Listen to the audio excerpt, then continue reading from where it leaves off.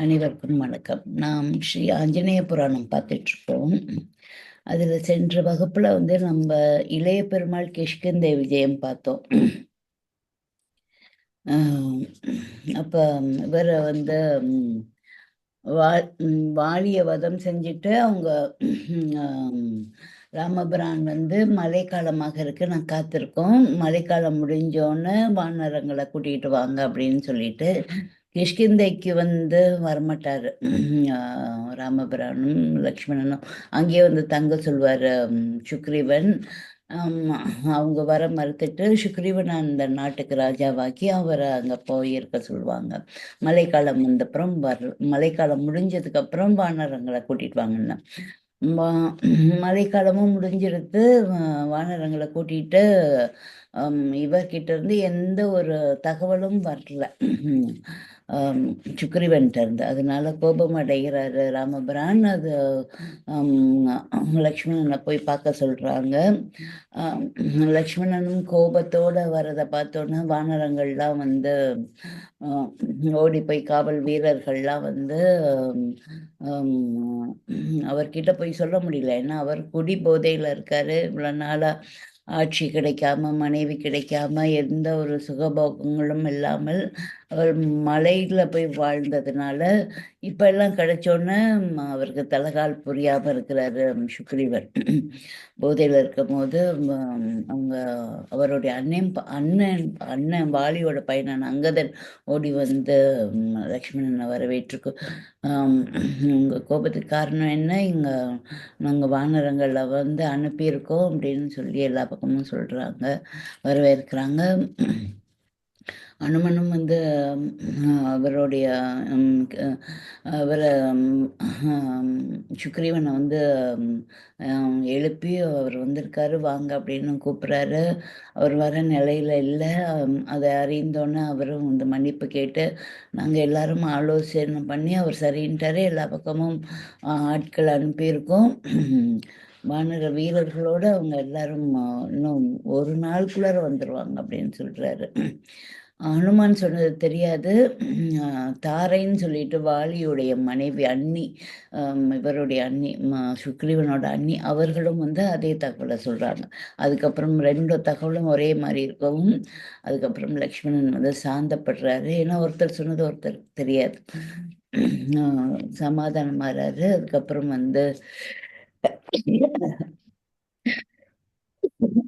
Sorry அதுக்கப்புறம் சுக்ரீவனும் மன்னிப்பு கேட்டு அது அப்புறம் நீங்கள் எல்லாரும் வாங்க போகலாம் அப்படின்னோன்னா அங்கே ராமபிரான்ட்ட எல்லாரும் வந்துகிட்டு இருக்காங்க அப்படின்னு சொன்னோன்னா நான் ராமபிரான் தான் கோவப்பட்டதுக்கே மன்னிப்பு கேட்பார். அதுதான் அவரை தெய்வமாக்குனதுக்கு காரணம் அதுதான். அவருடைய கோபம் நியாயமானது, இருந்தாலும் மன்னிப்பு கேட்பார். அப்போ அவங்க எல்லாரையும் அறிமுகப்படுத்துறாங்க. எல்லா வீரர்களும் எல்லா பக்கம் இருந்து வந்துடுறாங்க. அவர்கள் எல்லாரையும் அணிவகுத்து நிற்க சொல்றாரு சுக்ரீவன். அப்புறம் தன்னுடைய மாமனார் கூட்டிட்டு வந்த வீரர்கள், அண்ணனுடைய மாமனார் கூட்டிட்டு வந்த வீரர்கள், அப்புறம் எங்கெல்லாம் நலன் அவங்களுடைய அமைச்சர்களான நலன் அவர்கள் கூட்டிட்டு வந்த வீரர்கள் அப்படின்னு சொல்லி எல்லா வீரர்களையும் அனுப்புறார். அப்புறம் அவங்கள அவங்க வீரர்களுக்கு என்னென்ன சக்தி இருக்கு, பலம் இருக்கோ நீனே அவங்கள தலைவனாக்கி ஒவ்வொரு பக்கம் அனுப்பி சீதையை தேட சொல்ல என்ன செய்யணும் சுக்ரீவன் அப்படின்னு சுக்ரீவன் கேட்குறாரு ராமபிரான. எல்லா வீரர்களும் வந்தாச்சு, இனிமே என்ன செய்யணும் அப்படின்னு கேட்பாங்க. அப்போ ராமபிரான் சொல்லுவாங்க, இப்போ ராவணன் தூக்கிட்டு போனான்னு செய்தி நமக்கு கிடைச்சிருச்சு. சபரி அம்மாவும் வயதான மூதாட்டியும் சொல்லிட்டாங்க. ஜடாயு பறவையும் சொல்லிருச்சு. அதனால அவன் தான் தூக்கிட்டு போய் வச்சிருக்கான். ஆனால் எங்கே வச்சிருக்கான்னு நமக்கு தெரியாது. அதை கண்டுபிடிக்கணும். அதனால உன்னுடைய வீரர்களை அனுப்பி எல்லா பக்கமும் அனுப்பி அவர்களை அவங்க எங்கே அடைச்சி வச்சிருக்கான்னு கண்டுபிடிக்கணும் அப்படின்னு சொல்றாரு. நீனே ஆட்களை தேர்வு செய்து அனுப்புறோன்னா கிழக்கு சைடு ஒரு தலைவனை போட்டு நிறைய வீரர்கள், அந்த மாதிரி மேற்கு சைடு, வடக்கு சைடு, அப்படி வடமேற்கு சைடு, அப்படி 7 திசைகளுக்கு போட்டுட்டு தெற்கு திசைக்கு சவுத் சைடுக்கு போகிறதுக்கு ஹனுமன் அப்போ சொல்கிறாரு சுக்ரீவன். அவர் கூட வந்து நிறைய வீரர்களும் போகிறாங்க. நீலன், ஜாம்பவான், சுகோத்ரன், கவாக்ஷன், கலையன், மைந்தன், திவீபன், விஜயன், கஜன், கந்தமாதன் ஆகியோர் வந்து அங்கதன் தலைமையில் தெற்கு நோக்கி புறப்படும் போது அவங்களோட ஹனுமனும் புறப்படுறாரு. ஹனுமன் புறப்பட்டோன்னே, நீ வந்து பராக்கிரமசாலின்னு எனக்கு தெரியும், ஏன்னா என்ன நடக்க போகுதுன்னு ராமபிரானுக்கு தெரியும் நானே. அவர் வந்து தன்னுடைய மோதிரத்தை வந்து கழற்றி கொடுத்து, அன்னையை பார்த்தனா நீ இந்த மோதிரத்தை காட்டு, தனக்கும் சீதைக்கும் நடந்த சில சம்பாவிஷயங்கள், சில விஷயங்கள், ரகசியமாக உள்ள விஷயங்கள்லாம் வந்து ஹனுமன்கிட்ட சொல்லி இதெல்லாம் நீ தருவி, அப்போ அவங்க உன்னை நம்புவாங்க அப்படின்னு சொல்லி சில விஷயங்களை சொல்லி அனுப்புறாரு. இது வரைக்கும் ஹனுமனும் புறப்பட தயாராகிறார். அப்போ வந்து அடுத்த சாப்டர் நம்ம பார்க்க போகிறோம். Is 24th chapter. ஆற்றல் மிக்க அஞ்சனை மைந்தன். சுக்ரீவனிடமிருந்து சமிஞ்சை கிடைத்ததும் வானர வீரர்கள் புறப்பட்டார்கள். முதலில் வினதன் தன் வீரர்களுடன் புறப்பட்டு கிழக்கு திசையில் சென்றான். அடுத்து சுஷேனன் மேற்கு திக்கு நோக்கி புறப்பட்டான். சதவழி வடக்கு திக்கிலே பிரயாணத்தை தொடங்கினான். வானர வீரர்கள் உற்சாகத்தோடு தரையை உதைத்து கொண்டு வானிலை எழுந்தபோது அந்த பிரதேசம் நடுங்கியது. அங்கதன் தன்னை சேர்ந்தவர்களுடன் தெற்கு திசையிலே புறப்பட தயாரானான். சுக்ரீவன் ஆஞ்சநேயனை அழைத்து, ஆஞ்சநேயா, நடை, வேகம், சுறுசுறுப்பு, பராக்கிரமம் அனைத்திலும் நீ உன் பிதாவான வாயுவுக்கு சமமானவன் அல்லவா? பூமியிலும் சரி ஆகாசத்திலும் சரி நீ நுழைய முடியாத இடம் கிடையாது. ஆகவே சீதையை கண்டுபிடிக்கும் விஷயத்தில் உன்னையே நான் முக்கியமாக நம்பியுள்ளேன். பலம், புத்தி, பராக்கிரமம், அந்தந்த சந்தர்ப்பங்களுக்கு ஏற்ப நடந்து கொள்ளுதல் போன்ற உத்தம குணங்கள் உன்னிடம் விளங்குகின்றன என்றான். அப்பொழுது பக்கத்தில் இருந்த ராமன் தன் விரலிலிருந்து மோதிரத்தை கழற்றி ஆஞ்சநேயனிடம் அளித்து, இது உன்னிடம் இருக்கட்டும், உன் திறமையில் எனக்கு நம்பிக்கை இருக்கின்றது, உன்னால் ஜானகியை நான் அடைவேன் என்ற எண்ணம் எனக்கு தோன்றுகின்றது. சீதையை கண்டு அவளுடன் பேச சந்தர்ப்பம் கிட்டுமானால் இந்த மோதிரத்தை அவளிடம் சேர்ப்பித்து எங்களை பற்றி தெரிவி, விரைவிலேயே அவளை மீட்டு செல்வோம் என கூறு என்றார். பணிவோடு மோதிரத்தை பெற்றுக்கொண்டு அனுமான் அதை கண்களில் ஊற்றிக்கொண்டு பரவசம் அடைந்தான்.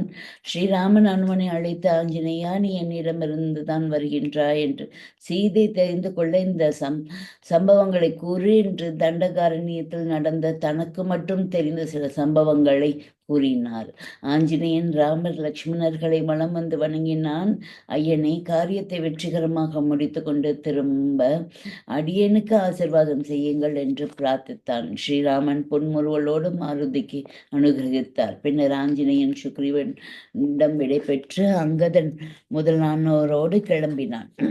இந்த சாப்டர் நம்ம ஏற்கனவே படிச்சுட்டோம், நான் மறந்துட்டு திரும்ப படிச்சுட்டேன், பரவாயில்ல. ஆனால் அதோட கருத்தை வந்து நான் உங்களுக்கு சொல்லிட்டேன். அடுத்த சாப்டர் பார்ப்போம். 25th. வண்ணத்திலே ஒரு அதிசயம். சுக்ரீவன் கெடு வைத்த 1 மாத காலத்துக்குள் திரும்ப வேண்டும் என்று மிகுந்த வேகத்தோடு அனுமானும் மற்றவர்களும் சீதையை தேடி கொண்டு சென்றனர். புக முடியாத அடர்ந்த கானகங்களிலும் குகைகளிலும் அவர்கள் புகுந்து தேடினர். வழியில் குறுக்கிடும் ஆறுகளையும் நீரோடைகளையும் அவர்கள் அனாயசமாக தாண்டி குதித்து சென்றனர். சோலைகளிலும் பர்வதங்களிலும் ஒரு இடம் பாக்கி வைக்காது மாதா ஜானகி தேவியை தேடி சென்றனர். விந்திய மலையின் தொடர்ச்சியாக தெற்கே வெகு தூரம் பரவியிருந்த மலைகளில் எல்லாம் தேடினர். நாட்கள் மளமளவென்று கழிந்தனர். அன்னையின் இருப்பிடத்தை அவர்களால் காண முடியவில்லை. தேவியை தூக்கி சென்ற அரக்கன் அவளை எங்குதான் பதுக்கி வைத்திருக்கின்றானோ என்று அவர்கள் தவித்தனர். தங்கள் முயற்சி வெற்றி பெறாதது கண்டு வானர வீரர்கள் தளர்ச்சியுற்றனர். அனுமானோ நம்பிக்கையை தளரவிடவில்லை. வானர வீரர்களுக்கு இதம் தரும் வகையில் பேசி அவர்களை ஊக்குவித்து வந்தான். இந்த விதமாக அங்கதன் முதலானோர் தேவியை தேடி வருகையில் ஓரிடத்தில் அதிசயத்தக்க காட்சியை கண்டனர். அந்த பிரதேசம் முழுவதும் வறண்டு கிடந்தது. பசுமை என்பதை காண முடியாதாயிருந்தது. அங்கு திரியும் மிருகங்கள் தண்ணீருக்கு தவித்தன. அவ் அவ்விதம் இருக்க ஒரு இடத்தில் புதர் மண்டி கிடந்தது. அந்த புதரிலே அழகிய மலர்கள் மலர்ந்திருந்தன. தண்ணீர் சொட்டு கூட இல்லாத அந்த இடத்தில் மலர் செடி எவ்வாறு பூத்து குலுங்குகின்றது என்று ஆச்சரியப்பட்டனர் வானர வீரர்கள். அவர்கள் பார்த்து கொண்டிருக்கையில் புதருக்குள்ளிருந்து அழகிய பறவைகள் வெளிப்பட்டு பறந்து சென்றன. தண்ணீருக்காக அந்த பிரதேசமே தவிக்கையில் பறவைகள் புதருக்குள்ளிருந்து வெளிப்பட்டு ஆனந்தமாக பறந்து செல்வது எங்கனம்? வானர வீரர்களுக்கு ஆச்சரியம் தாங்கவில்லை. அந்த புதரினுள் நீர்நிலை இருக்குமோ என சந்தேகித்தனர். அதை காணும் ஆவலுடன் அவர்கள் ஒருவர் பின் ஒருவராய் புதரில் வளர்ந்திருந்த முட்செடிகளை விலக்கி கொண்டு உள்ளே சென்றனர். குகைக்குள் செல்வது போல பாதை நீண்டு சென்றது. அந்த பாதை வழியே அவர்கள் தட்டு தடுமாறி சிறிது தூரம் சென்றார்கள். எங்கும் ஒரே இருட்டு. எதிரில் இருப்பவர்கள் கூட தெரியாத இருள். ஒருவர் கையை மற்றவர்கள் பிடித்து கொண்டு அவர்கள் முன்னேறினார்கள். போக போக பாதை நீண்டு கொண்டே சென்றது. எத்தனை நேரம் நடந்தார்களோ அவர்களுக்கே புரியவில்லை. முடிவே இல்லாத அளவுக்கு பாதை சென்று கொண்டிருப்பதாக தோன்றியது. ஏதோ ஆர்வத்தில் அவர்கள் உள்ளே நுழைந்து விட்டார்கள். இப்பொழுது பயங்கரமான இருளிலே அவர்கள் திண்டாடினார்கள். வந்தது போதும், திரும்பி விடுவோம் என்று அபிப்பிராயப்பட்டனர் சிலர். அவ்வகையிலும் அவர்களுக்கு கஷ்டம் காத்திருந்தது. வந்த வழியும் அவர்களுக்கு புலப்படவில்லை. எந்த பக்கம் சென்றாலும் திரும்பி திரும்பி வந்த இடத்திற்கே வந்து சேர்வது போன்ற பிரமை ஏற்பட்டது. சிறிது நேரம் ஓய்வு பெறுவதும் திரும்ப எழுந்து நடப்பதுமாக அவர்கள் இருந்தார்கள். அவர்களால் அந்த பயங்கர இருளை விட்டு வெளிவர முடியவில்லை. வானர வீரர்களுக்கு பயம் தோன்றலாயிற்று. அரக்கனுடைய மாயில் சிக்கி கொண்டு விட்டோமோ என நடுங்கினர். ஆஞ்சநேயன் அவர்களுக்கு தைரியம் கூறினான். ராம காரியத்துக்கு வந்துள்ள அவர்களுக்கு அபாயம் ஏதும் உண்டாகி விடாது என்று ஆறுதல் கூறினான். இந்த விதமாக அவர்கள் அலைந்து அலைந்து களைத்து போய் பசியாலும் தாகத்தாலும் தவித்த சமயத்தில் ஓரிடத்தில் பிரகாசத்தை கண்டனர். இனி பயமில்லை என்ற நம்பிக்கையோடு அவர்கள் அந்த இடத்தை அடைந்த பொழுது குகைக்கு அப்பால் சொர்க்காபுரியை கண்டனர். அந்த இடத்தில் அழகிய மலர்கள் செடிகளில் பூத்து குலுங்கும் நறுமணத்தை எங்கும் பரப்பின. தெளிந்த நீரோடைகளும் தடாகங்களும் பசுமையின் நடுவே கண்களுக்கு இனிய விருந்தை அளித்தன. மரங்கள் சுவை மிகுந்த கனிகளை சுமக்க முடியாது சுமந்து நின்றன. அவற்றை கண்டதும் வானர வீரர்கள் சொல்ல முடியாத மகிழ்ச்சியுடன் கனிகள் மீது பாய்ந்தனர். ஆஞ்சநேயன் அவர்களை தடுத்து நிறுத்தினான். ஏன் அவசரப்படுகின்றீர்கள்? இத்தனை நேரம் இருளிலே திண்டாடிய உங்களால் இன்னும் சிறிது நேரம் பொறுக்க முடியாதா? இந்த பிரதேசம் யாருக்கு சொந்தமோ சகல வசதிகளும் நிரம்பிய இங்கு யாரோ தேவ புருஷர்கள் வசித்து வர வேண்டும். தங்கமயமாக ஒளி வீசும் அரண்மனைகளையும் மண்டபங்களையும் பாருங்கள். யாராவது இங்கு இருப்பார்கள். அவர்களிடம் நாம் அனுமதி பெற்று நம் பசியை தாகத்தையும் தீர்த்து கொள்வோம் என்றான். அங்கதன் வார்த்தைகளை ஆமோதிக்கவே வானர வீரர்கள் தங்களுடைய ஆவலை கட்டுப்படுத்தி கொண்டு ஆஞ்சநேயனுடன் பின்னால் வந்தார்கள். அவர்கள் தேடிக்கொண்டு வருகையில் ஒரு தடாகத்தின் கரையிலே அழகில் சிறந்து விளங்கும் தேவமாது ஒரு தெய்வ வழிபாட்டில் ஈடுபட்டிருப்பதை கண்டார்கள். தபோபலத்தால் இந்த மாது சிரோன்மணியின் முகத்திலிருந்து திவ்ய தேஜஸ் பிரகாசித்தது. ஆஞ்சநேயன் அவளை நெருங்கி நமஸ்கரித்தான். யார் என்று கேட்பது போல் அவனை நிமிர்ந்து பார்த்தாள். அம்மா, நாங்கள் ஒரு முக்கிய காரியத்தை உத்தேசித்து புறப்பட்டு வந்தோம். இந்த குகையில் சிக்கி எத்தனை நேரம் வழி தெரியாது திண்டாடினோமோ எங்களுக்கே தெரியவில்லை. பசியாலும் தாகத்தாலும் நாங்கள் மிகவும் வருந்துகின்றோம். இந்த நீரோடைகளில் இறங்கி தாகம் தீர்த்து கொள்ளவும் கனிகளை புசித்து பசியாற்றிக் கொள்ளவும் அனுமதி தர வேண்டும் என்று பிரார்த்தித்தான். குழந்தாய், உன் வார்த்தைகளால் நான் மிகவும் சந்தோஷம் அடைகின்றேன். உங்களுடைய சுபாவ புத்திக்கு ஏற்ப நீரோடைகளில் இறங்கி அவற்றை கலைக்கும், மரங்களில் ஏறி கிளைகளை முறித்தும் முறித்தும் செய்யாமல் என்னிடம் அனுமதி பெற வேண்டும் என்று என கேட்பது என்னை பெரிதும் மகிழ்ச்சிக்குள்ளாக்குகின்றது. முதலில் உங்கள் பசியையும் தாகத்தையும் தீர்த்து கொண்டு பின்னர் வாருங்கள், மற்ற விஷயங்களை பேசுவோம் என்றாள் அந்த மாது. வானர வீரர்கள் ஆனந்தத்தோடு நீரோடைகளில் இறங்கி கைகளில் நீரை அள்ளி அள்ளி பருகினர். மரங்களை உலுக்கி கீழே உதிர்ந்த கனிகளை புசித்து பசியாறினர்.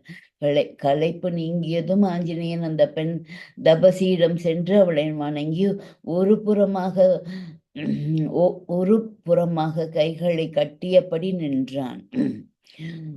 குழந்தாய், உங்களுடைய பசியும் தாகமும் தீர்ந்தன அல்லவா என்று அன்புடன் விசாரித்தாள் அவள். அம்மா, தங்கள் கருணையால் நாங்கள் உயிர் பிழைத்து விட்டோம் என்று பணிவோடு கூறினான் ஆஞ்சநேயன். இன்னும் சிறிது காலம் ஓய்வு எடுத்துக் கொள்வதாக இருந்தாலும் இந்த சூழலில் எங்கு தங்கவும் அனுமதி தருகின்றேன் என்றாள். அம்மா, தங்கள் அன்புக்கு எல்லை ஏது? ஆனால் எங்களுக்கு நேரம் இன்றியமையாததாக இருக்கின்றது. இங்கிருந்து வெளியேற வழிகாட்ட வேண்டும் என்று ஆஞ்சநேயன் பிரார்த்தித்தான். குழந்தாய், இப்பொழுது சொல், நீங்கள் யார்? யாரும் நுழைய முடியாத இந்த பிரதேசத்துக்குள் எவ்வாறு வந்து சேர்ந்தீர்கள் என்று கேட்டாள் அம்மாது. தாயே, அயோத்தியில் அரசாண்டு வந்த தசரத சக்கரவர்த்திக்கு ராமர், லக்ஷ்மணன், பரத, சத்ருகன் என 4 புத்திர ரத்தினங்கள் தந்தையின் விருப்பத்துக்கு இணங்க பரதனிடம் ஆட்சியை ஒப்படைத்துவிட்டு மூத்தவரான ராமன் மனைவி ஜானகியுடன் கானகம் வந்தார். அவருடன் இளைய பெருமாள் லக்ஷ்மணரும் வந்தார். அவர்கள் பஞ்சவடியில் தங்கியிருக்கையில் ஜானகியை ராவணன் கவர்ந்து சென்று விட்டான். அன்னையை தேடி அவர்கள் வருகையில் கிஷ்கிந்தையில் எங்கள் அரசன் சுக்ரீவனை கண்டு நட்பு கொண்டனர். எங்கள் அரசனுடைய உத்தரவின் பேரில் நாங்கள் அன்னையை தேடி வந்த போது எங்கும் வறண்டு கிடக்க ஒரு புதரில் மட்டும் மலர்கள் பூத்து குலங்குவதையும் ஹம்சம், கிரௌஞ்சம் முதலான பறவைகள் உள்ளிருந்து புறப்பட்டு ஆனந்தமாக பறந்து செல்வதையும் கண்டோம். ஆகவே அருகில் நீர்நிலை இருக்க வேண்டும் என நாங்கள் புதரில் நுழைந்தோம். பயங்கரமான இருளில் சிக்கி ஆரம்பமும் முடிவும் தெரியாது தவித்த பின்னர் இந்த சோலையை அடைந்தோம். சுக்ரீவன் எங்களுக்கு கெடு வைத்த 1 மாதம் தீர்ந்து விட்டது. ஆகவே மேலும் தாமதிக்காமல் தேட வேண்டிய இடங்களை பார்த்து கொண்டு ஊர் திரும்ப வேண்டும். இங்கிருந்து வெளியேறும் வழியை தாங்கள் தான் எங்களுக்கு காட்டி அருள வேண்டும் என்று வேண்டினான் அனுமான். குழந்தாய், இந்த பிரதேசம் மயன் என்ற அசுர சிற்பியால் தனக்காக உண்டாக்கி கொள்ளப்பட்டது. அவன் தன் சகோதரி மந்தோதரியை இலங்கேசன் ராவணனுக்கு மனம் செய்து கொடுத்தான். அதை தேவர்கள் விரும்பவில்லை. அதே சமயம் மயன் ஹேமை என்ற அப்சர ஸ்திரீயிடம் ரகசிய அன்பு கொண்டிருந்தான். அதனால் கோபம் கொண்ட இந்திரன் மயனை கொன்றுவிட்டான். மயன் இருந்ததும் பிரம்மன் இந்த வனத்தை ஹேமைக்கு கொடுத்தார். அவள் இங்கு வசித்து வருகின்றாள். அவளும் நானும் இணை பிரியாத தோழிகள். ஸ்வயம் பிரபை என்ற நான் மேரு சாவர்ணியின் புத்திரி. என் தோழி இப்பொழுது பிரம்மலோகத்திற்கு சென்றிருக்கின்றாள். உங்களால் சுயமாக இங்கிருந்து வெளியேற முடியாது. நீங்கள் புறப்பட்டு வந்த புனித காரியம் நன்கு நிறைவேறட்டும். பக்கத்திலே தான் சமுத்திரம் இருக்கின்றது. அதற்கு அப்பால் 4 நீரால் சூழப்பட்டு இலங்கேசனுடைய ராஜதானி இலங்கை இருக்கின்றது. இதனுள் நுழைந்தவர்கள் யாரும் வெளியேற முடியாது. நீங்கள் கண்களை மூடிக்கொள்ளுங்கள். என் தபோபலத்தால் உங்களை வெளியே கொண்டு போய் விடுகின்றேன் என்றாள். வானர வீரர்கள் அனைவரும் அவ்வாறே கண்களை மூடி திறந்த போது மாயவனத்தை விட்டு வெளிப்பட்டு வந்திருப்பதை உணர்ந்தார்கள். தூரத்தை கடல் அலைகள் கரையில் மோதி கொண்டிருக்கும் இறைச்சிலை கேட்டார்கள். அனைவரும் குதித்து கொண்டும் ஆடிக்கொண்டும் சமுத்திர கரைக்கு வந்தார்கள். கண்ணு கெட்டிய தூரம் வரை ஒரே ஜலமாக கண்டதும் அவர்கள் ஆர்ப்பாட்டங்களும் மகிழ்ச்சி கூத்துக்களும் ஓய்ந்து விட்டன. இதோட அந்த சாப்டர் முடியுது. இது ரொம்ப அற்புதமான சாப்டராக இருந்துச்சு. நம்ம இப்போ பார்த்தது ரொம்ப விளக்கமாக தெளிவாக கொடுத்துருக்காங்க. நம்ம படித்த சுந்தரகாண்டம், நம்ம ஏற்கனவே நம்ம குரூப்புக்கு நான் படித்து கொடுத்த சுந்தரகாண்டம் ஆகட்டும், கம்பராமாயணம் ஆகட்டும், இவ்வளோ தெளிவாக அழகாக இந்த சாப்டர் இல்லை. இந்த சாப்டர் ரொம்ப நல்லா போட்டிருக்காங்க. தெளிவாக போட்டிருக்காங்க. வனத்திலே ஒரு அதிசயம். ரொம்ப நல்லா இருந்துச்சு. இவங்க எல்லாம் தேடிக்கிட்டு வராங்க. ம இலங்கை வந்து அதாவது தெற்கு நோக்கி சவுத் சைட்ல அ போறாங்க. கிஷ்கிந்தையிலருந்து ஹனுமானும், அவருடைய அங்கதனும், அவருடைய வீரர்களும், அதில ஹனுமனும் ஒருத்தர். அம் அ இவர் சொல்லி அனுப்புறார் சுக்ரீவன். உனக்கு ரொம்ப பராக்கிரமம் இருக்கு, நல்ல புத்தி, கூர்மையான புத்தி இருக்கு, சமயோஜித புத்தி இருக்குது. எந்த சமயத்துல எதை செய்யணும், எதை செய்யக்கூடாது, என்ன பேசணும், என்ன பேசக்கூடாது, எல்லாம் உனக்கு தெரியுது. அதனால உன்னை நம்பி தான் நான் இருக்கேன். நீ வந்து எப்படியாவது கண்டுபிடிச்சு கூட்டிட்டு வந்துரு அப்படின்னு சொல்லிட்டு ராமபிரான மோதிரத்தை கொடுத்து அனுப்புறாங்க. அப்போ போய் தேடிக்கிட்டே இருக்கிறாங்க. வனங்கள், இந்த காடுகளாகட்டும், நதிகளாகட்டும், எல்லாம் எல்லா பக்கமும் தேடுறாங்க. குகைகளாகட்டும் எல்லாம். நடுவுல தடாகங்கள் வருது, மலைகள் வருது, நீரோடைகள் வருது, ஆறுகள் வருது. எல்லாத்தையும் அப்படியே அனாயசமாக தாண்டி அப்படியே போறாங்க எல்லா வீரர்களும். உம் அப்படி போய் தேடியும் கிடைக்கல. எங்கதான் வச்சிருப்பாங்கன்னு தெரியல. அப்போ ஒரு இடம் மட்டும், ஒரு புதர், அப்படியே ஒரு இடம் மட்டும் புதர் வந்து செழிப்பமாக இருக்கு. பச்சை பச்சேன்னு மலர்கள்லாம் பூத்திருக்கு. சுத்தி டெசர்ட் ஆட்டம் காஞ்சு போயிருக்கு. இது அவங்க குறிப்பிட்டுறது ராமேஸ்வரம் பக்கமா இருக்கணும். ஏன்னா அங்கதான் கடல் சுத்தி வருது. ஒரு புதர் வந்து செழிப்பமாக இருக்குன்னு சொல்லியிருக்காங்க. மற்ற இடமெல்லாம் காஞ்சு போயிருக்கு அப்படின்னு சொல்லியிருக்காங்க. ராமேஸ்வரம் மற்ற இடங்கள்லாம் காஞ்சு போய் தான் இருக்கும். அப்போ வந்து அங்கே அதுக்குள்ள இருந்த பறவைகள்லாம் வெளியில பறந்து வருது. மலர்கள்லாம் பூத்தும் இருக்குது. எப்படிடா இப்படி சுத்தி காஞ்சி போயிருக்க இடத்துல இது மட்டும் எப்படி இவ்வளவு செழிப்பமாக இருக்கு? அப்ப அங்கே இருக்கலாம் தேவி அப்படின்னு ஒரு சந்தேகம் வேற. அப்புறம் வந்து அவர்களுக்கும் பசி, தாகம், நீரோடை இருக்கும், தண்ணி குடிக்கலாம் அப்படின்னு சொல்லிட்டு உள்ள போறாங்க. உள்ள போனா குகையாட்டம் நீண்டு போயிட்டே இருக்குது அந்த காடு. இருட்டா இருக்கு. அந்த மரங்கள்லாம் பெருசா இருக்கு. வெளிச்சம் தெரியல. குகையாட்டம் போயிட்டே இருக்குது. ரொம்ப தூரம் போயிறாங்க. ஒரே இருட்டுக்குள்ளார மாட்டிக்கிட்டுறாங்க. சரி, போன வழியில திரும்பியாவது வந்துடலாம்னா எந்த வழியில போனா எப்படி வருதுன்னு கூட தெரியல. புறப்பட்ட இடமும் பாதையும் தெரியல. சரின்னு இன்னும் கொஞ்சம் தூரம் போறாங்க. எல்லாம் திரும்பி போயிடலான்னு ஒரு ஐடியா வரும்போது, இல்லை வாங்க இன்னும் கொஞ்சம் தூரம் போகலான்னு ஹனுமன் சொல்றாரு. சரின்னு இன்னும் கொஞ்சம் தூரம் போனா அப்படி வெட்ட வெளிச்சமாக இருக்கு. நீரோடை பார்க்குறாங்க. மரங்கள்லாம் அப்படியே பூத்து குலுங்குது. பழங்கள்லாம் தாங்க முடியாம மரங்கள்லாம் அவ்வளோ பழங்களை தாங்க முடியாம மரங்கள்லாம் தரையோட தரையா இருக்குதாம். அவ்வளோ ஹெவியா பழங்கள்லாம் இருக்காம். நீரோடைகள்லாம் பார்த்தோன்னா வானரங்கள்லாம் அதில் போய் குதிச்சு கும்மாளம் அடிச்சு பழங்களை சாப்பிட தாகமும் பசியும் அவங்கள வாட்டி எடுக்குது. போக ரெடியாக ஆகுறாங்க. ஆனால் அவர் ஹனுமான் சொல்கிறாங்க, பொறுங்க, பாருங்க அழகான மாளிகைகள் இருக்கு, கோபுரங்கள்லாம் இருக்கு. நிச்சயமா இங்கே யாராவது தங்கியிருக்கணும். இது தேவலோகம் மட்டும் இருக்கு. அப்போ அவங்களுக்கு கோபம் வந்துடும், அவங்க அனுமதி இல்லாமல் நம்ம இதெல்லாம் போய் பறித்து சாப்பிட்டோம். கொஞ்சம் வெயிட் பண்ணுங்க அப்படின்னு சொன்னோன்னே எல்லாரும் சரின்னா தன்னுடைய பசியையும் தாகத்தையும் அடக்கி கொண்டு, அவங்களோட சுபாவம் வந்து அப்படியும் வானரங்களோட சுபாவம். ஆனால் அதெல்லாம் அடக்கி கொண்டு அவர்கள் வந்து ஹனுமன் பின்னாடி வராங்க. ஹனுமன் தேடி தெரிஞ்சு அப்போ ஒரு மாது, அவங்க தவ நிலையில இருக்காங்க, தவம் பண்ணிக்கிட்டு இருக்காங்க. அவங்க எப்படி தவம் பண்ணிக்கிட்டு இருக்காங்க பாருங்க.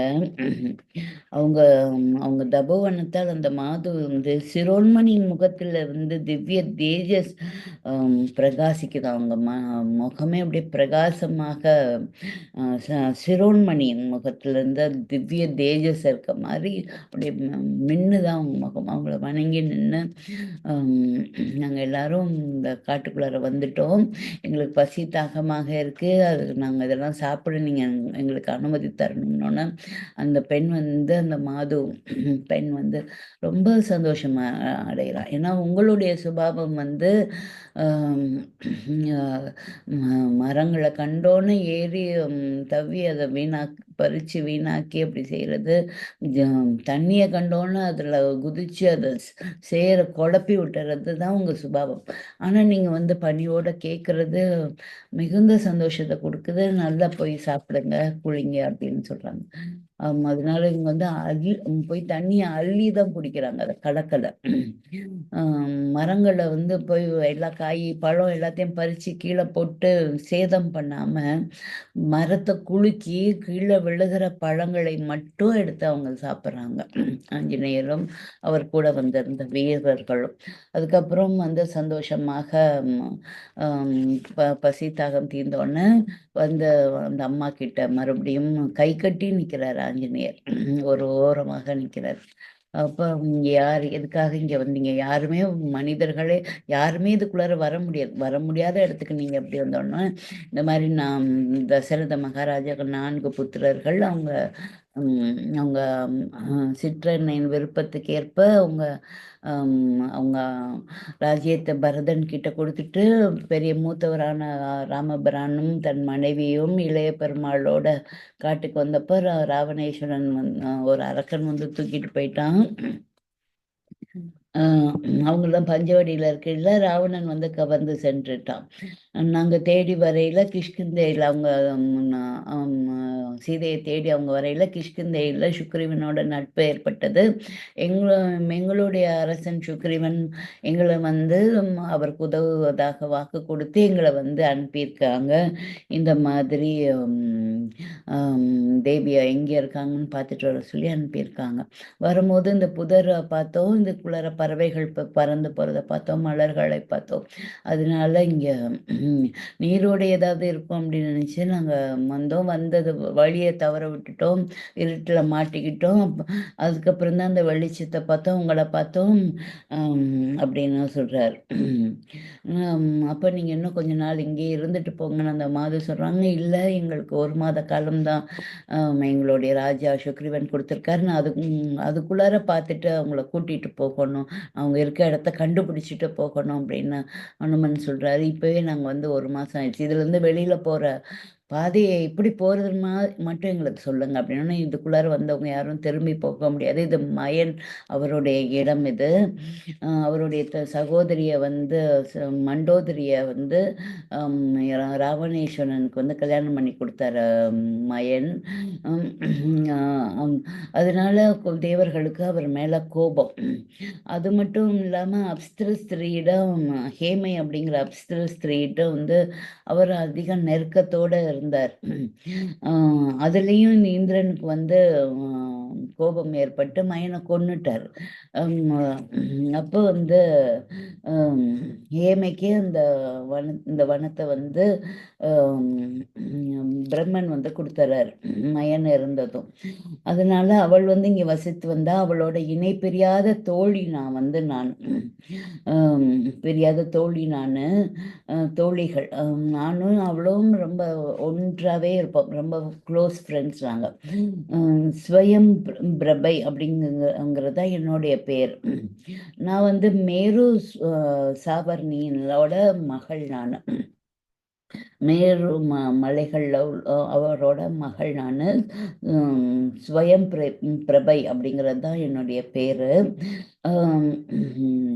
இப்பொழுது வந்து பிரம்மலோகத்துக்கு என் தோழி வந்து சாமை போயிருக்கா.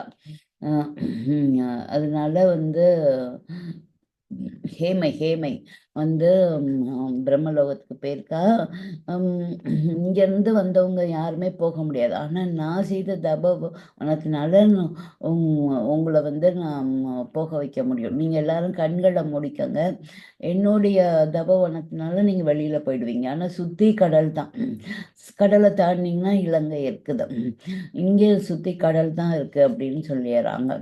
சரின்னு இவங்க பார்த்தா கண்களை எல்லாம் முடிக்கிறாங்க. அப்போ பார்த்தா அந்த மயன் தீவுல இருந்து அவங்க வெளியில வந்துடுறாங்க. வெளியில வந்தோன்னே அவங்களுக்கு ஒரே சந்தோஷம், குதிக்கிறாங்க. பார்த்தா வெளியில வந்து ஒரே 4 பக்கமும் கடலா இருக்கு, 3 பக்கமும். இந்த பக்கம் இந்த தீவு இருக்குது. என்னடா செய்யறது அப்படின்னு சொல்லிட்டு அவங்க எல்லாருக்கும் யோசனையாக இருக்குது. எல்லாரும் வந்து அமைதியா இருக்காங்க. அவங்க மகிழ்ச்சி பூத்துக்கணும் அப்படியே அடங்கிருச்சா. அந்த எல்லா பக்கமும் தண்ணியை பார்த்தோன்னா உங்களுக்கு ஒன்றும் புரியலையா. இப்போ 26 சாப்டர் பார்ப்போம். வா, ரொம்ப பெருசா. இதை படிச்சிடறேன், மீனிங் முடிஞ்சு அடுத்த நாளைக்கு சொல்லுவோம். 26 சாப்டர். புத்திரனின் அற்புத உதவி. ஸ்வயம் பிரபை பக்கத்திலே சமுத்திரம் இருப்பதையும் அதில் இலங்கேஸ்வனுடைய ராஜதானி இருப்பதையும் தெரிவித்த போது வானர வீரர்கள் ராவணனையே பிடித்து விட்டது போல மகிழ்ச்சி அடைந்தார்கள். சமுத்திர கரைக்கு வந்த பின்னரே அவர்களுக்கு தடங்கல்களை பற்றிய நினைவு வந்தது. நாற்புறமும் நீர் சூழ்ந்திருக்க நடுக்கடலில் ராவணனுடைய ராஜதானியான இலங்கை அமைந்திருப்பதாக அல்லவா ஸ்வயம் பிரபை கூறினாள். கண்ணுக்கு எட்டியவரை ஒரே ஜலம்தான் தெரிகின்றது. அதற்கப்பால் எவ்வளவு தொலைவில் இலங்கை இருக்கின்றதோ, நீரை கடந்து எவ்வாறு இலங்கையை அடைவது என்று நினைக்கையில் வானரர்களுடைய உற்சாகம் போன இடம் தெரியவில்லை. சீதையை காணாது திரும்புவது என்பது அவர்களுக்கு பிரச்சனையாகவே இருந்தது. சுக்ரீவன் கெடு வைத்த 1 மாதம் காலம் எப்பொழுதோ முடிந்துவிட்டது. வந்த காரியம் கைகூடாது இத்தனை காலம் கழித்து திரும்பி போனால் சுக்ரீவன் சும்மா விடுவானா? ஜானகியை காணவில்லை என்றதுமே அவர்களை கொன்றுவிட மாட்டானா? வானர வீரர்களுடைய துக்கம் எல்லை மீறிவிட்டது. அவர்கள் கண்ணீர் விட்டு அழலானார்கள். ஆஞ்சநேயன் அவர்களை சமாதானப்படுத்த முயன்றும் பலன் தரவில்லை. யுவராஜனான் அங்கதனே தைரியத்தை கைவிட்டு விட்ட போது மற்றவர்களை குறை சொல்வதால் பயன் என்ன? என் அன்புக்கு பாத்திரமான வானர வீரர்களே, நாம் புறப்பட்டு வந்த காரியம் கைகூடவில்லை. தோல்வியுடன் கிஷ்கிந்தை சென்றால் சுக்ரீவன் கொஞ்சமும் கருணை காட்டாது கொன்று விடுவான். அவனுடைய வார்த்தையை கேட்ட மற்ற வானரங்கள் தங்கள் நிலை இப்படி ஆகிவிட்டதே என்ற புலம்பலானார்கள். உடனே ஆஞ்சநேயன், அங்கதா, உன் பராக்கிரமம் என்ன? நீ பிறந்த வம்சம் என்ன? இவ்வாறு அதைரியமாக பேசுவது அழகல்ல. கருணாமூர்த்தி ஸ்ரீ ராமச்சந்திரன் காரியத்தில் நாம் அதைரியப்படலாமா?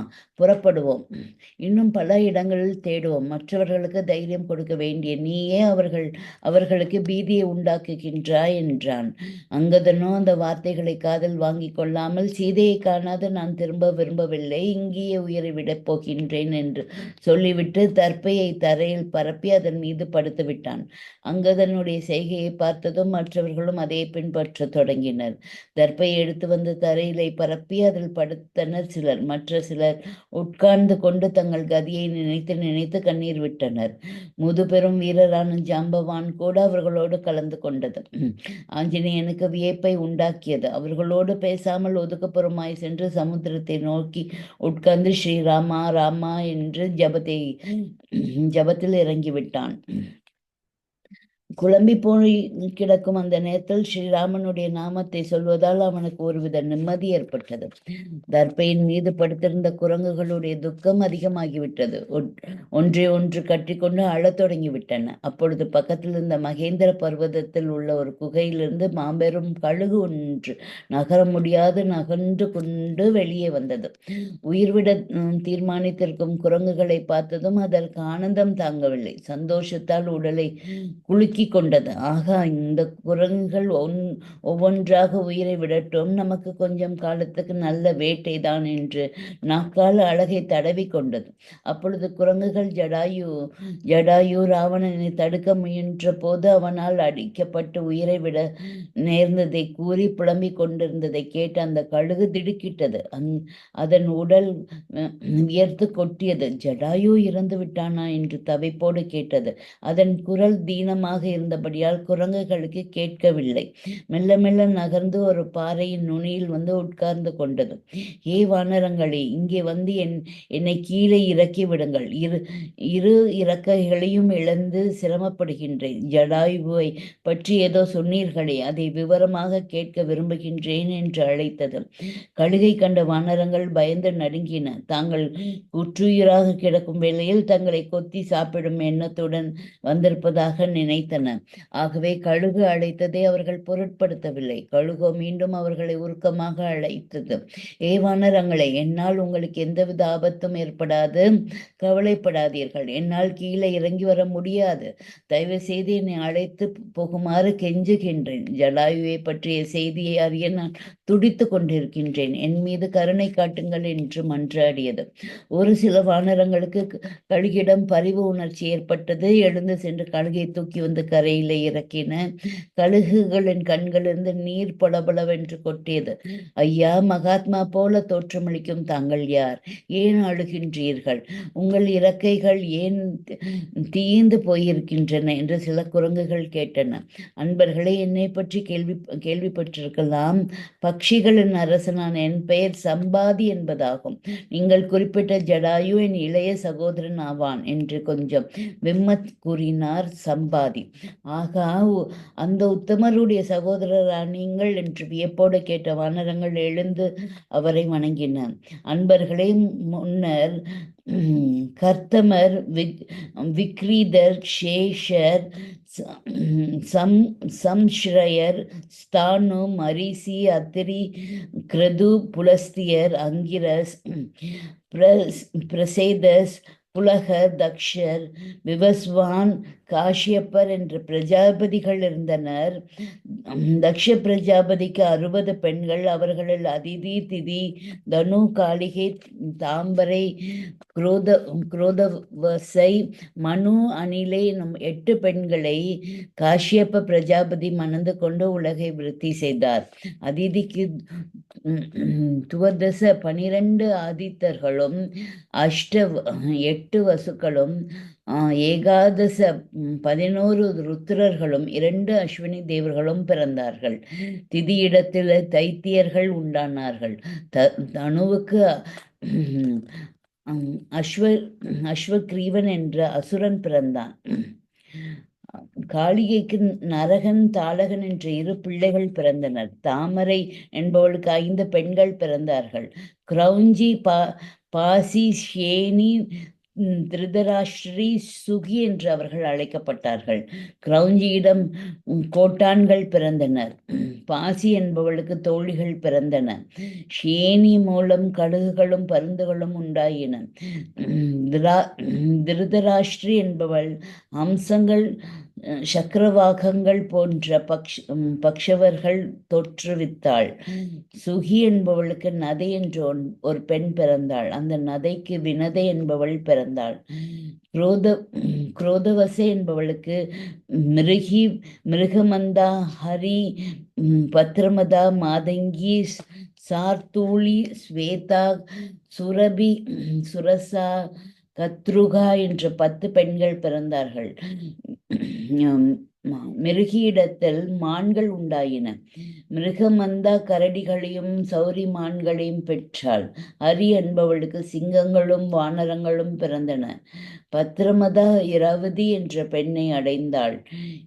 இராவதியின் மகனே பிரசித்தி பெற்ற ஐராவதம் எனப்படும் யானை. மாதங்கி மூலம் யானைகள் தோன்றின.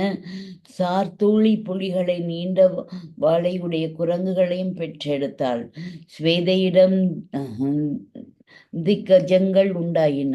சுரபி என்பவளுக்கு ரோகிணி, கந்தர்வி என்ற 2 பிறந்தனர். ரோகிணி மூலம் பசுக்கள் தோன்றின. கந்தர்வி குதிரைகளை உண்டாக்கினால். சுரசா படங்களை உடைய சர்ப்பங்களை பெற்றாள். கத்ருகாவிடம் அநேக சர்ப்பங்கள் தோன்றின. மனு என்பவளிடத்தில் பிராமணர்கள், சத்திரியர்கள், வைசியர், சூத்திரர் என்று 4 வகை மனிதர்கள் பிறந்தார்கள். அணிலை என்பவள் ருசி மிகுந்த கனிகளை உடைய விருட்ச ஜாதிகளை உண்டாக்கினாள். கத்ருவுக்கு 1000 தலைகளுடைய பூமியை தாங்கும் ஆதிசேஷன் பிறந்தான். வினதை என்பவளுக்கு கருடன், அருணன் என்ற 2 பிள்ளைகள் பிறந்தார்கள். ஷேனி என்பவளை அருணன் மணந்தார். அவர்களுக்கு நானும் ஜடாயுவும் பிறந்தோம். அன்பர்களே, ஒரு சமயம் எங்கள் இருவருக்கும் இடையே அதிக தூரம் பறக்க வல்லவர் யார் என்ற போட்டி எழுந்தது. நானும் ஜடாயுவும் உதய காலத்தில் புறப்பட்டு உயர பறக்கத் தொடங்கினோம். சூரியனை சுற்றி சுற்றி வந்தோம். உயரத்திலிருந்த பார்க்கையில் இந்த ஜம்பு தீபம் எத்தனை கண்கொள்ளா காட்சியாக இருந்தது தெரியுமா? சூரியன் உச்சிக்கு வரும் வரையில் நாங்கள் பறந்து கொண்டிருந்தோம். அந்த சமயத்தில் ஜடாயு கலைத்து விட்டான். சூரியனுடைய கிரகணங்களின் உஷ்ணத்தை தாங்க மாட்டான் மாட்டாது தவித்தான். தம்பியின் நிலை என்னை மிகுந்த வேதனைக்குள்ளாக்கி விட்டது. நான் பறந்தபடியே அவன் மீது சூரிய கிரகணங்கள் விழாதபடி என் இறக்கைகளால் மறைத்து கொண்டேன். சிறிது நேரத்திற்கெல்லாம் என்னாலும் உஷ்ணத்தை தாங்க முடியவில்லை. என் இறக்கைகள் தீந்து போய் இற்று விழுந்து விட்டன. நான் இந்த பர்வதத்தில் வந்து விழுந்தேன். என் சகோதரன் ஜனஸ்தானத்தில் விழுந்திருக்க வேண்டும். அது முதல் நான் நகர முடியாது இங்கே தவித்து கொண்டிருக்கின்றேன். என் மகன் தினமும் பகலில் எனக்கு ஆகாரம் கொண்டு வந்து தருவான். அப்பப்பா, எத்தனையோ காலம் ஓடிவிட்டது. நான் இங்கிருந்து நகர முடியாது கிடக்கின்றேன். என் சகோதரனை அதன் பின்னர் நான் பார்க்கவே இல்லை.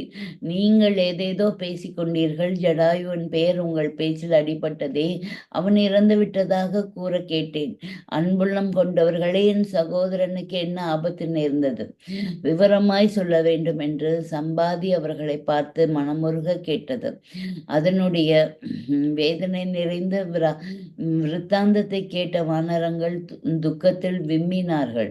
ஐயனே, உங்களுடைய சோகம் நிறைந்த வாழ்க்கையை கேட்க நெஞ்சம் உருகுகின்றது. உங்கள் சகோதரன் ஜடாயு தம்முடைய வாழ்க்கையை ராமனுக்காக தியாகம் செய்து உங்கள் குலத்துக்கு அழியா புகழை தந்துள்ளார். அயோத்தியை அரசாண்டு வந்த தசரத சக்கரவர்த்திக்கு ராமர், லக்ஷ்மண, பரத, சத்ருகர் என்ற 4 குமாரர்கள் பிறந்தனர். மூத்தவரான ராமர் தந்தையின் வாக்கை காப்பாற்ற மனைவி ஜானகியுடனும் சகோதரன் லக்ஷ்மணனுடனும் கானகத்துக்கு வந்தார். பஞ்சவடியில் அவர்கள் தங்கியிருக்கையில் ராவணன் என்னும் அரக்கன் ஜானகியை கவர்ந்து சென்று விட்டான். அன்னையை தேடி வருகையில் கிஷ்கிந்தையில் எங்கள் அரசர் சுக்ரீவனுடன் நட்பு கொண்டார். ராவணன் ஜானகியை தூக்கி செல்கையில் வழியிலே ஜடாயு கண்டு அரக்கனுடைய அக்கிரமத்தை தடுக்க அவனை தடுத்தார். இருவருக்கும் சண்டை நிகழ்ந்தது. மாயாவியான அரக்கன் ஜடாயுவின் 2 இறக்கைகளையும் வெட்டி இரத்த வெள்ளத்தில் அவரை தள்ளிவிட்டு ஜானகியுடன் ஓடிவிட்டான். அன்னையை தேடி வந்த ராமர், லக்ஷ்மணர்கள் ஜடாயுவின் பரிதாப நிலை கண்டு கண்ணீர் விட்டனர். அவருக்கு செய்ய வேண்டிய சடங்குகளை ராமர் தாமே செய்து அந்த உத்தமருக்கு புண்ணிய லோகத்தை அளித்தார். எங்கள் அரசர் சுக்ரீவனுடைய ஆஞ்சியைப்படி நாங்கள் அன்னையை தேடி வந்தோம். சமுத்திரை கரையை அடைந்ததும் மேலே செல்ல வழி இல்லாததை கண்டு நாங்கள் விவரிக்க இயலாத வேதனை அடைந்துள்ளோம். எங்கள் அரசர் எங்களுக்கு கொடுத்த 1 மாத கெடு முடிந்து பல நாட்களாகிவிட்டன. இப்பொழுது நாங்கள் தோல்வியுடன் திரும்ப சென்றால் சுக்ரீவன் கொஞ்சமும் யோசனை செய்யாது கொன்று விடுவான். அவன் கையால் கொல்லப்பட்டு அவமானப்படுவதை விட இங்கேயே பட்னி கிடந்து உயிரை விட முடிவு செய்துள்ளோம் என்றனர் வானர வீரர்கள். அந்த வார்த்தைகளை கேட்ட சம்பாதியின் கண்களிலிருந்து நீர் ஆறாக பெருகி ஓடியது. ஜடாயு, அன்றைய சம்பவத்துக்கு பிறகு உன்னை பார்க்க முடியாமல் போய்விட்டதே. தம்பி, என்னை துக்கிக்க விட்டுவிட்டு நீ போய்விட்டாயே என்று அழுதார். பின்னர் மனதை தேற்றி கொண்டு சம்பாதி அந்த வானர வீரர்களிடம் சொன்னார், அன்பர்களே, என் தம்பியின் மரணம் தாங்க முடியாத சோகத்தை கொடுத்தாலும் அவன் ஸ்ரீராமர் விஷயத்தில் தன் உயிரை அர்ப்பணித்து கொண்டான் என்பதை கேட்க பெருமையே உண்டாகின்றது. இக்ஷவாகு வம்சத்தார் எங்களுக்கு மிகவும் வேண்டியவர்கள். தசரதர் எங்களுடைய நெருங்கிய நண்பர் ஆவார்.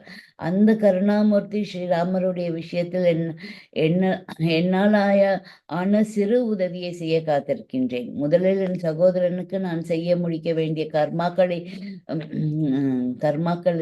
காத்திருக்கின்றன. என்னை சமுத்திர தீரத்துக்கு எடுத்து செல்லுங்கள். ஜடாயுக்கு செய்ய வேண்டிய தர்ப்பணங்களை முடிக்கின்றேன். பின்னர் உங்களுக்கு ஒரு முக்கிய சமாச்சாரத்தை கூறுகின்றேன். நீங்கள் பட்னி கிடந்து உயிர் விட தேவையில்லை. ராம காரியமாக வந்த உங்களுக்கு தோல்வி ஏற்படாது. அன்னை ஜானகியின் இருப்பிடத்தை என்னால் கூற முடியும். சம்பாதி கூறியதை கேட்டதும் வானர வீரர்கள் ஆனந்தம் கொண்டார்கள். சம்பாதியை தூக்கி சென்று சமுத்திர கரையிலே விட்டார்கள்.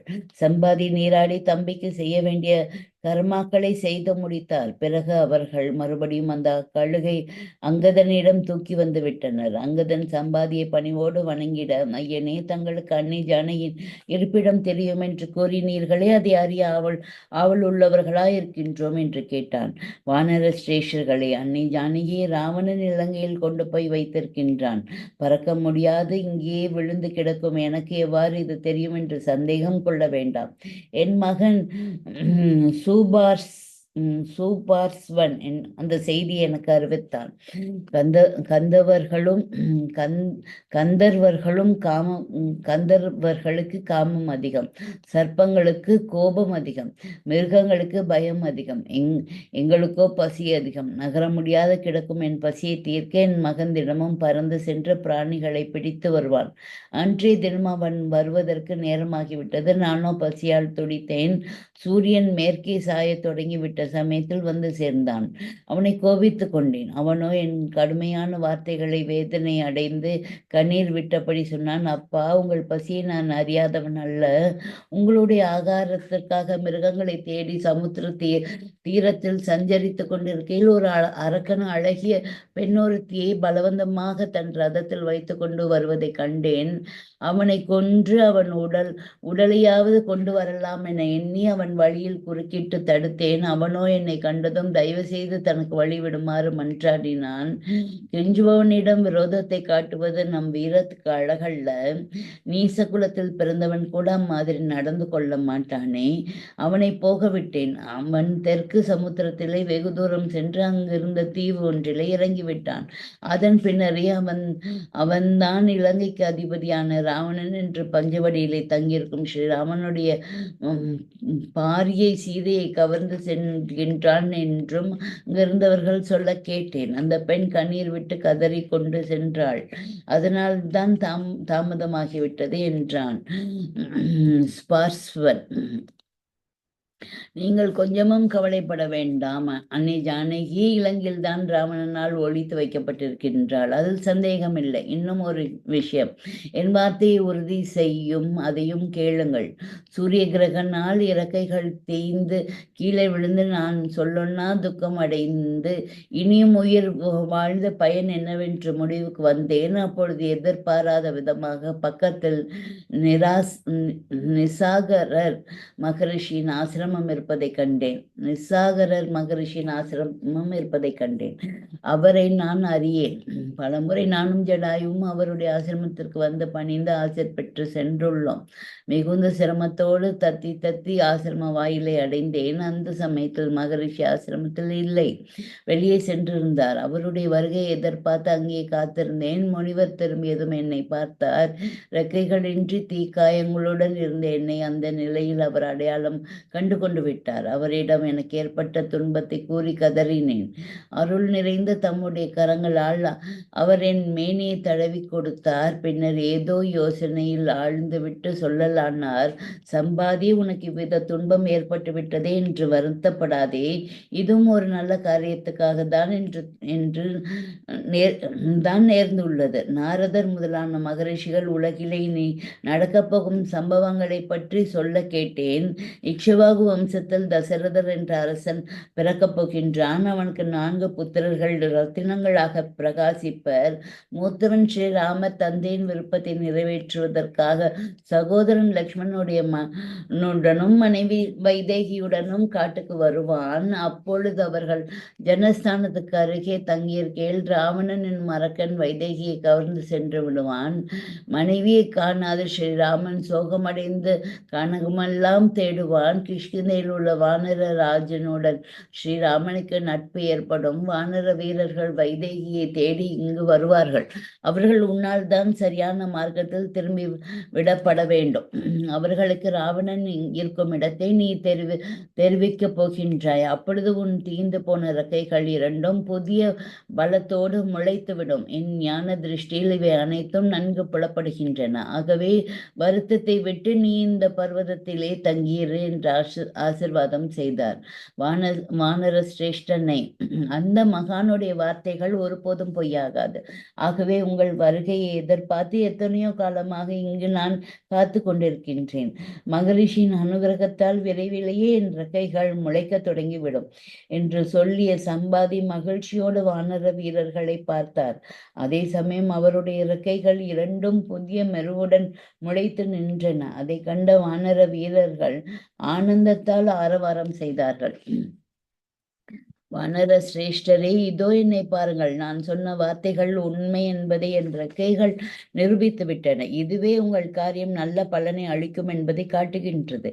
எனக்கு புதிய தெம்பு ஏற்பட்டு விட்டது. இப்பொழுதே மகேந்திர பர்வதத்தின் உச்சிக்கு சென்று இலங்கையின் நிலையை கண்டு கூறுகின்றேன். தானியங்களை தின்று பிழைக்கும் புறா, குருவி போன்ற பட்சிகளுக்கு தூரத்தில் இருப்பதை காணும் சக்தி அதிகம் உண்டு. கனிகளை தின்னும் கிளி போன்ற பட்சிகளுக்கும் காக்கைகளுக்கும் அதைவிட 2 மடங்கு சக்தி அதிகம் உண்டு. கிரௌஞ்சம் அன்றில் நீர் காக்கை போன்ற பட்சிகளுக்கு 3 மடங்கு சக்தி உண்டு. பருந்துகளுக்கும் 4 மடங்கு சக்தி, கழுகுகளுக்கோ 5 மடங்கு சக்தி அதிகம். அம்சங்களுக்கும் 6 மடங்கு அதிகம். இவை அனைத்தையும் விட வினதையின் புத்திரர்களான கருடன், அருணன் ஆகியோர்களுக்கு பார்க்கும் சக்தி அதிகம். அருணனுடைய பிள்ளைகளான நானும் ஜடாயுவும் வெகு தூரம் பார்க்கும் சக்தி உடையவர்கள். ஆகவே உங்களுக்கு இலங்கையை பார்த்தே என்னால் கூற முடியும். இவ்வாறு சொன்ன சம்பாதி விற்றென்று பறந்து சென்று மகேந்திர பர்வதத்தின் உச்சியை அடைந்து தென் திசையில் சமுத்திரத்தை கூர்ந்து நோக்கினார். வானர வீரர்களே, என்ன அரிய காட்சி! இலங்கையை நான் பார்க்கின்றேன். மலையின் மீது கட்டப்பட்டுள்ள அந்த நகரத்தின் அழகுதான் என்ன! அரண்மனைகளுடைய பொன்மயமான கலசங்கள் சூரிய ஒளியில் தகதகவென்று பிரகாசிக்கின்றன. நாற்புறமும் கடலையே அரணாக கொண்டு விளங்கும் இலங்கை இங்கிருந்து 100 யோசனை தூரத்தில் இருக்கின்றது. உங்களில் வல்லவர் யாரோ அவர்கள் ஒரே மூச்சில் கடலை கடந்து இலங்கையை அடையலாம். அவ்வாறு கூறிவிட்டு சம்பாதி அவர்களிடம் விடை பெற்று பறந்து சென்றார். இலங்கையை காண்பதாக சம்பாதி கூறிய போது வானரங்கள் மகிழ்ச்சியில் துள்ளி குதித்தன. அப்பொழுதே ஜானையை கண்டுவிட்டதாக ஆரவாரம் செய்தன. ஆனால் அடுத்தது இலங்கை 100 யோசனை தூரத்தில் இருப்பதாகவும் ஒரே மூச்சில் கடலை கடக்கும் சக்தி உள்ளவன் இலங்கையை அடையலாம் என்றும் சம்பாதி கூறியதும் அவர்களுடைய மகிழ்ச்சி மறைந்து விட்டது. 100 யோசனை தூரம் ஒரே மூச்சில் தாண்டுபவர் யார்? எவரும் முன்வரவில்லை. ஒரு குரங்கு தான் 10 யோசனை தான் தாண்ட முடியும் என்று கூறியது, மற்றொன்று தன்னால் 20 யோசனை தான் தாண்ட முடியும் என்று சொல்லியது, இன்னொன்று தான் 40 யோசனை தாண்டுவதாக அறிவித்தது, வேறொன்றும் முயற்சித்தால் 70 யோசனை வரை தாண்டலாம் என்று தெரிவித்தது. இப்படியாக ஒவ்வொன்றும் கூறியது தவிர இலங்கைக்கு சென்று திரும்புவதாக எந்த குரங்கும் உறுதி கூறவில்லை. ஏன் அங்கதனே தயங்கினான். அவனால் ஒரே மூச்சில் இலங்கையை அடைந்து விட முடியும், ஆனால் திரும்பி வர சக்தி இருக்காதே, என்ன செய்வதென்று தெரியாது, எல்லாம் குழம்பின. மாவீரனான ஜாம்பவான் வெகு நேரம் யோசித்தார். கை கேட்டியது வாய் கேட்டவில்லை என்பது போல இலங்கையை நெருங்கிவிட்டு அங்கு சென்று தேட முடியாமல் திரும்ப வேண்டியிருக்கின்றதே நம் வருந்தினார். அதோட முடியுது இந்த சாப்டர். 27th சாப்டர் மாருதியின் மகத்தான பிரயாணம். அதை நாளை பார்ப்போம். இன்று பார்த்த சாப்டரோட விளக்கமும் நாளை பார்ப்போம். இந்த சாப்டர் ரொம்ப தெளிவா நல்லா கொடுத்துருக்காங்க. யூஸ்வலா இவங்க இவ்வளவு விவரமாக கொடுத்துருக்கிறது அவங்க எல்லா புக்ஸ்ல இருந்து எடுத்திருக்கணும். அவங்க கம்ப ராமாயணத்துல இருந்து, அப்புறம் வால்மீகி ராமாயணத்துல இருந்து, இந்த மாதிரி புக்ஸ்ல இருந்து எடுத்து அதை மற்ற புக்ஸ்ல இவ்வளோ தெளிவாக சொல்லாததை அந்த விஷயங்களை ஒன்று கோர்த்து ஒரு மாலை போல பூக்களை ஒன்று கோர்த்து மாலையாக்குவது போல ஒன்று கோர்த்து நமக்கு கொடுத்துருக்காங்க. இந்த சாப்டரும் சென்ற சாப்டரும் ரொம்ப நல்லா சொல்லியிருக்காங்க. இதுல என்ன சொல்லியிருக்காங்கன்னு நம்ம நாளை பார்ப்போம். ஓகே. ஜடாயுக்கு தம்பி இருந்ததும், அவர் சந்தித்ததும், அவர் இலங்கையை அவருக்கு இறக்கைகள் கருகி போன இறக்கைகள் முளைத்ததும், அவர் இலங்கையை சென்று தூரத்திலிருந்து பார்த்து சொல்றதும் அப்பா அருமை அருமை. இன்று அந்த ஜடாயும் தம்பியை எப்படி இவங்க கிட்ட கொண்டு சேர்க்குதுன்னா, ஸ்ரீ ராமபிரான் எல்லாரும் குழம்பி போயிருக்கல, அவர் ஒரு இடமாக ஒதுங்கி ஸ்ரீராமா ராமா அப்படிங்கிற நாமத்தை சொல்ல ஆரம்பிக்கிறாரு. அப்போ அவர் மனதில் தெளிவு ஏற்படுது. நல்ல சரியான பாதையை உங்களுக்கு காட்டுறதுக்கு அந்த கழுகை அந்த இடத்துக்கு கொண்டு சேர்க்குது. என்ன டிசிஷன் எடுக்கணுங்கிற புரிதல் ஏற்படுது. அதே மாதிரி